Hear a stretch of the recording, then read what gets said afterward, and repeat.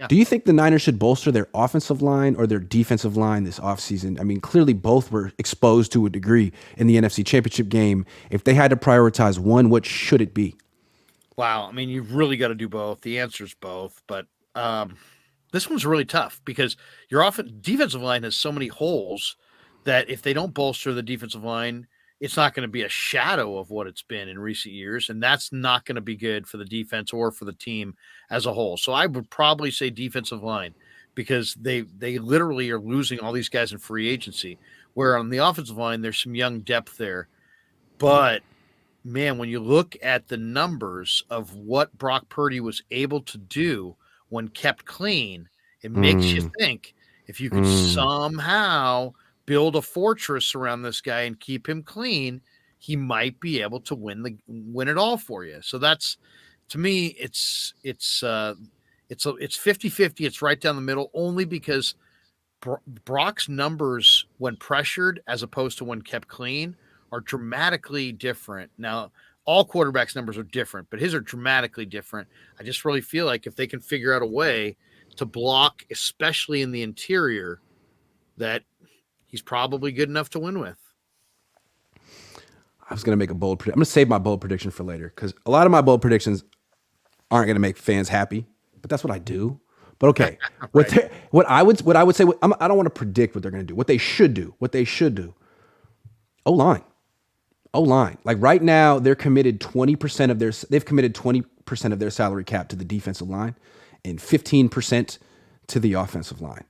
I feel like 15% is low. I think if you look among the teams in the league, that's probably in the bottom 10. I mean, there are certain teams out there that are spending 55, 60 million dollars, like 25% of their cap on the offensive line. Detroit, Philly. And I think that's the way to go, especially if in the Super Bowl, like they're not going to call holding in the fourth quarter. It seems like we saw that happen already with Nick Bosa. He couldn't get a call in the fourth quarter of the Super Bowl. It seems like the NFL wants offense and quarterbacks to win. So maybe you should have more than one good offensive lineman on your team. I'm just saying, nothing against Aaron Banks. More than one good, expensive offensive lineman, veteran offensive lineman. The Niners have Trent Williams and a bunch of guys on their rookie deals. Yeah. I bet you they won't even. I'm not going to go off. Nope. I'm not going to do predictions yet. Keep going. They need a right tackle Yeah. who can move people in the run game and pass protect. Yep. So, I mean, that's a hard piece to find. And that's an expensive piece. You have to use expensive draft capital, high picks, or you got to go sign somebody in free agency. I'm okay with letting McGlinchey go because I think he's going to get overpaid. But they better be able to find a suitable replacement or two and improve their depth there. I mean, part of me looks at this team and says Brunskill and Compton last year were one step away from the Super Bowl. The other side says, well, they got overwhelmed in the moment by the Rams D line and they didn't go to the Super Bowl. So I think they need somebody who's a big, talented right tackle. The move that I would be intrigued by if I could move Kinlaw for Mekhi Becton, just from the standpoint of Becton's big, he's underachieved, he's got a bad knee. Kinlaw's big, he's underachieved, he's got a bad knee. Kinlaw is known by Saleh. Yeah. Becton would give the Niners a behemoth right tackle who, if they could just get him healthy, he might be able to give their run game something that it doesn't have right now. I mean, just a dominant inline blocker. Yeah. The problem with bolstering the Niners defensive line right now is that Armstead is currently taking up 10.4% of their salary cap, and Kinlaw is taking up 2% at $5 million. So those two right now are taking up $29 million. It's hard to, and then Nick Bosa's cap number is going up to 17.8.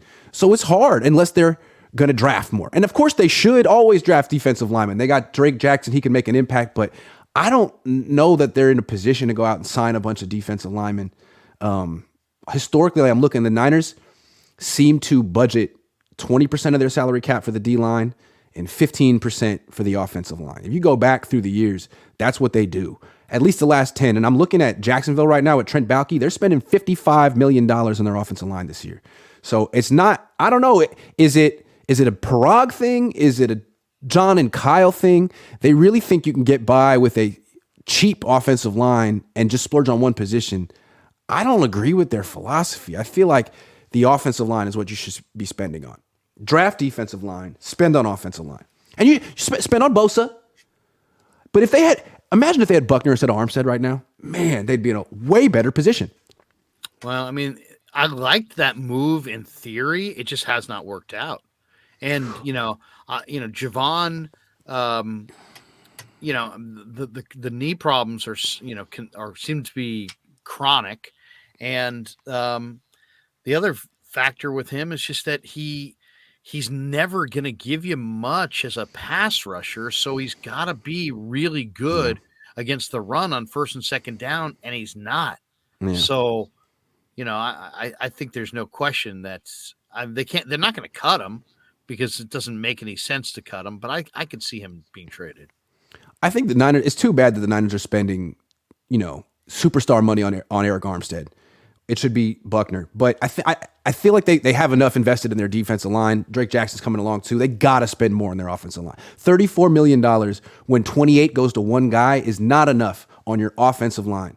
They got $28 million on Trent Williams and then like $1 million for Banks and $1 million for Burford and Jalen Moore. Bold prediction. Jalen Moore is going to be the starting right tackle because unless they're willing to actually spend on the offensive line, they should be spending more than $50 million on that sucker next year.